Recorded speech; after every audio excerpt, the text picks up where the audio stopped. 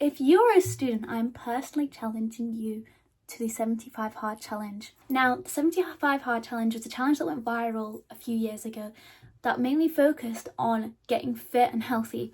Who actually said the 75 hard needs to be about fitness? So today I'm going to be telling you how to make your own 75 hard for students, for school, and to overall make yourself a better person without draining yourself.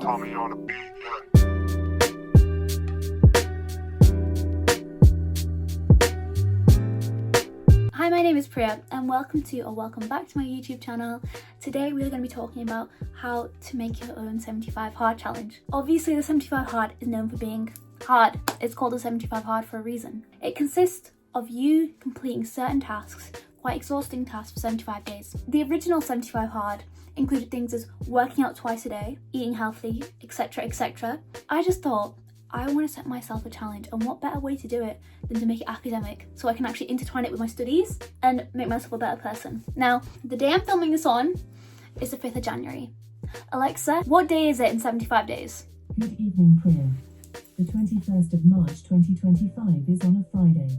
The 21st of March. I'm going to start this challenge today and I'm going to complete on the 21st of March. So the first thing I want you guys to do is actually visualize what your goals are. Because for me, mine is getting into my dream uni, getting good grades in my A-levels and having a fun summer where I feel comfortable within myself. Very simple. And for me to actually do things to build up to it, I need to have my goals set out. So that was the first thing I did before actually creating my list. I wanted to know what I wanted. There's actually a lot of questions that you need to ask yourself, and one thing I did do was I asked ChatGPT, I said, just ask me loads of questions, help me come to the conclusion of what I want for this year or for the next 75 days. So the first thing I've got on my list is study for more than 2 hours every day. Now this is obviously personal to me. This is what I need to do well in my mocks and help me build up my revision towards my actual A-level exams. I do 4 subjects, so revising more than 2 hours every day. If you're not doing your A-levels and you're still like, you know, at this point it's January.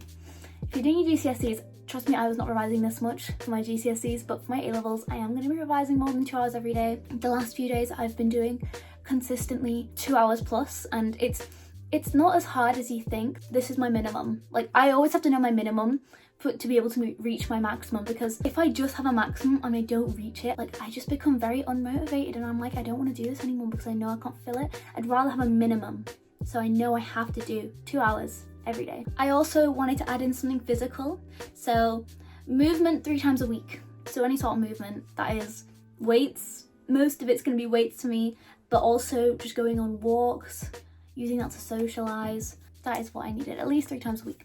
I'm going to be studying so much. I just want to be able to get enough to, you know, feel confident within myself. I'm not looking to completely change my body between now and A-levels. It's not a priority for me. My exams are going to be priority right now. 3 times a week was the perfect sweet spot for me. Honestly, just having something physical just to make sure you're actually looking after yourself, whether that's starting to eat more protein, starting to eat denser breakfasts, like anything, just to kind of actually make sure you're looking after yourself can be very good, especially in the lead up to exams. Now, honestly, I've got quite a lot of studying related ones. I'm just looking at my list now. I've got like 4 that are study related out of the 9.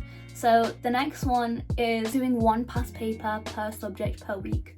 So at least 4. Honestly, doing a past paper can just take up my 2 hours in a day. Being able to get the exam practice, timed conditions also, getting into the actual mindset of thinking, I am actually sitting these exams, because A-levels, I'm still kind of not accepting the fact that the A-level papers I'm doing now are the things that I'm going to be sitting in the real thing, because I still feel like we have so much content to learn. Like, I've not done a single A-level math paper because I feel like, oh my gosh, I still have so much to learn. Just going straight into them, it doesn't matter if you don't do well, just going into them, looking at the mark scheme and see how they actually answer the questions, even if you don't know every single topic, can be very good, because the topics you do know, it'll help a lot. Now, this is one that's quite short, but it's actually doing 1 flashcard deck of year 12 revision per day.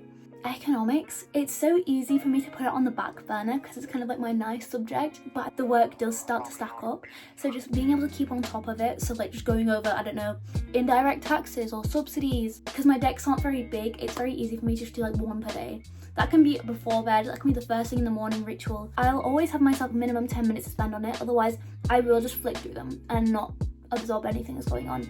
I use Quizlet to do this because Quizlet allows you to like do a tick and then a cross. Now if you're having physical flashcards, you can just put them in a pile, 2 piles, and I will just keep going over the things I don't know until I fully have got it out. I can literally just recite it.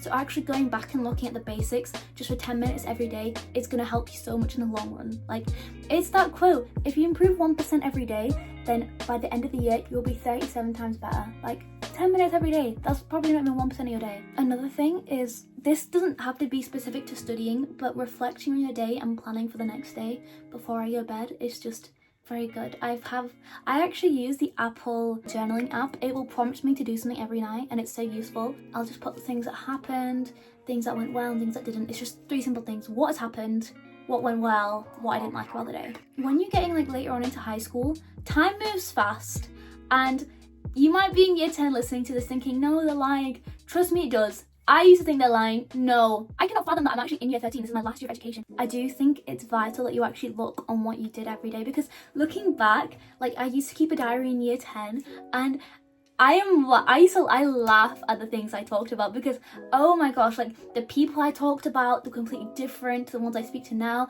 It's just nice to have those little memories to look back on. Planning your work for the next day is so vital.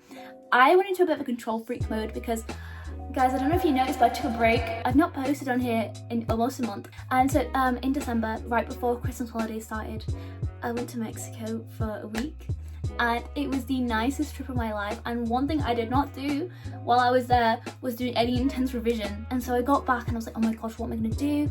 So I actually planned out my revision up until today. I literally finished my plan today, and it helps so much. Like, before the holiday started, I made a list of everything I needed to do, and so I just put them into the days. If you struggle to get started in your revision, having a list of things that you know you need to do, for me, it pushes me enough to actually just get in and start. Like, this takes 5 minutes, probably less than that.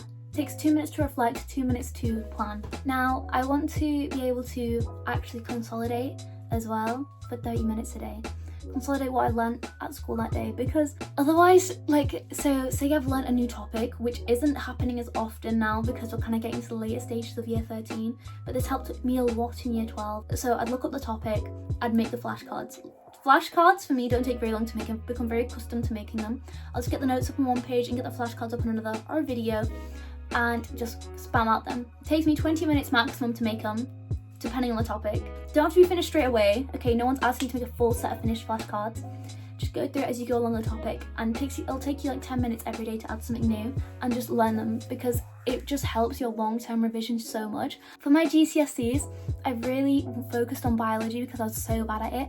And I'm not even joking, one of my friends that does A-level biology said, this is what we learned today, and I remembered it. And that was something I learned 2 years ago, and I still remember it now. For me, that proved to myself learning long-term actually does work. And then I also said, drink 2 liters of water and eat healthy, because it's just kind of what you need. Otherwise I just won't. I do drink a lot of water, but a lot of water for me is like 2 liters. Like, that is my maximum. Drinking 2 liters every day seems like quite a struggle. It just depends on who you are. So too much water is actually not good for you. Lose your salt level, it can make you feel a lot more faint. I've literally done it to myself multiple times. Okay, so set a realistic expectations. I think my advice for you creating your own 75 hard is something academic, something creative, and something physical.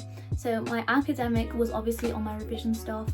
My creative was doing my YouTube, which I'm getting back into, and also reading a book. So I'm currently reading The 48 Laws of Power. I have been reading that book for the last 5 months. It is so hard to get a book finished, so I really just want to get it done within the next 75 days, because I'm not even halfway through it yet. It's really concerning. It's a long book, but it's not that long. I used to like blast out the Harry Potter books in days, and I'm struggling with this one book. And then there's something physical, is just eating healthy. Running, walking, does not have to be intense, just has to work for you. And just anything else that will align with your goals. Like, if you want to get your extracurriculars up, practice your sports, go to sports practice. One thing I am going to do is use Notion. Guys, Notion, I've shouted out Notion so much. Notion, sponsor me already, please. I get all my like 8 or 9 goals, and then I click a button, the new button feature, and it'll refresh one every day, so I can literally tick off what I'm doing. And that is very similar to what I do on my to-do list, so it works for me very well. I'm gonna be sticking to this routine up until my mocks and just after my mocks. Setting yourself realistic expectations is much better than setting yourself up to fail, because let's be real, if I put revise for more than 4 hours every day, I would not be doing it. I'd just be feeling down that I'm failing. Honestly, I think I'm gonna wrap up the video now because I've said everything that I need to say. I do challenge you to create your own 75 hard. It can be as challenging or as stable as you want it to be. You can really push yourself within these next 75 days. It's a new year, it's time for a change. I do hope you guys enjoyed this. I do apologise for taking a little break. I kind of needed it for my own sanity, and I can make a video on why taking breaks is actually a good thing if you want. Comment down below if you'd like something like that, and remember to like and subscribe and click the post notifications button so you know every time I upload a new video, which should be a lot more consistent now. And I hope you all have a great day, and I'll see you next week.